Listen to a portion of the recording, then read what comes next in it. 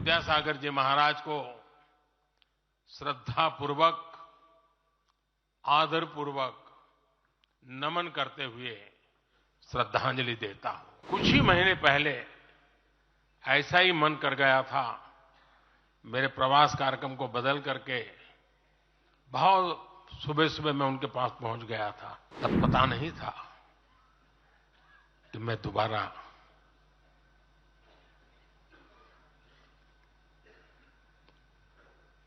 उनके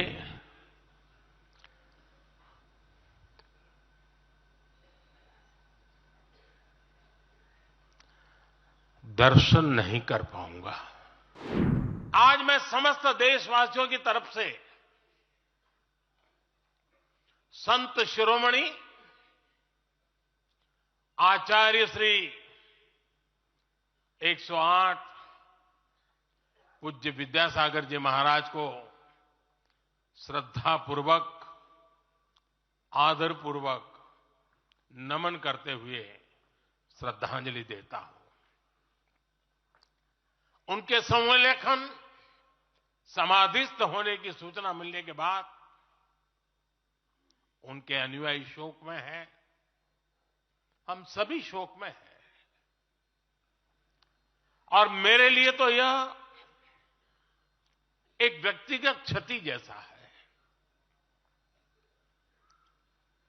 वर्षों तक मुझे व्यक्तिगत रूप से अनेक बार उनसे मिलने का, उनके दर्शन करने का, उनके मार्गदर्शन प्राप्त करने का अवसर मिला है। कुछ ही महीने पहले ऐसा ही मन कर गया था, मेरे प्रवास कार्यक्रम को बदल करके बहुत सुबह सुबह मैं उनके पास पहुंच गया था। तब पता नहीं था कि मैं दोबारा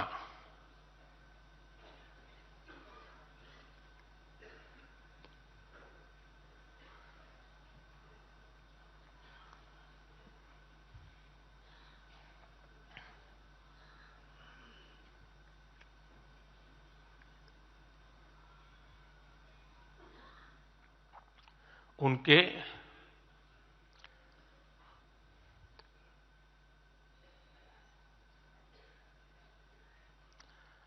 दर्शन नहीं कर पाऊंगा।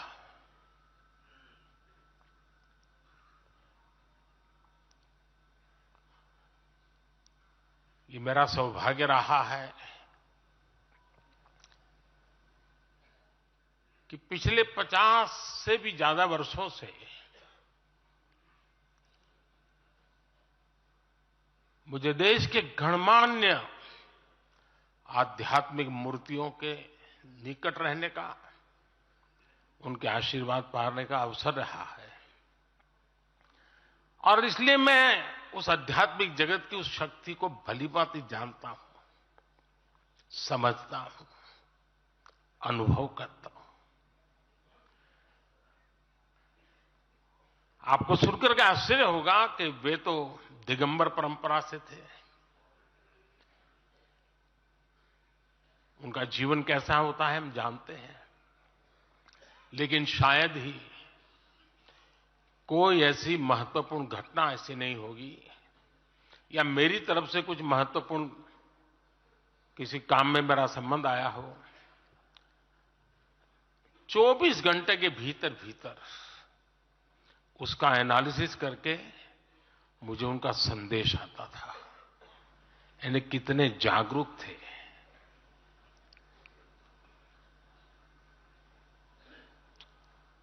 और अपनी विराट आध्यात्मिक यात्रा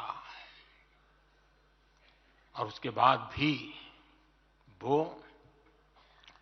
हम सबको हमेशा प्रेरणा देते रहे हैं।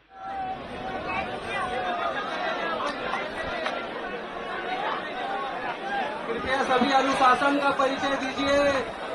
कृपया सभी अनुशासन